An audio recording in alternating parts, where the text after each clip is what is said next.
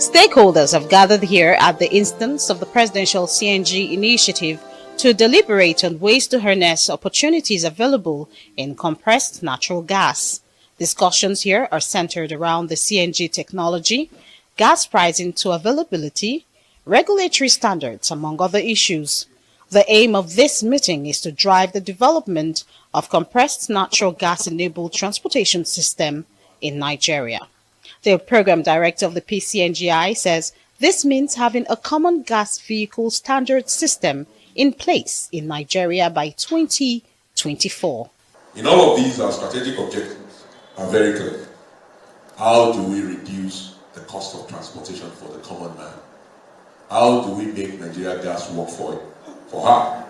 How do we ensure that this gas working for Nigeria gives Nigeria an economic advantage? And the good thing about this whole thing is that we didn't actually need to be subsidizing or buying imported petrol. We have our own gas here. So the gas is ours, the nation is ours, 6 million commercial vehicles ours. If we can drive into the middle of those commercial vehicles, then we're able to bring down the cost of transportation for the average Nigerian. The plans, let's say, or the roadmap or the action plans that are put in place, they're all very, very promising. And the way, for instance, I'm from Egypt, and I've seen the implementation of a similar presidential CNG initiative, which started almost 2.5 years ago.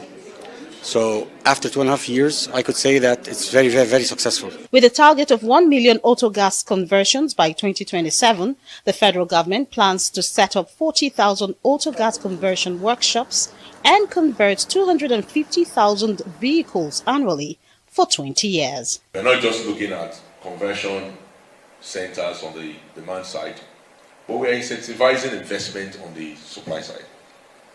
So we are taking an end-to-end approach and working with partners like yourself to deliver this.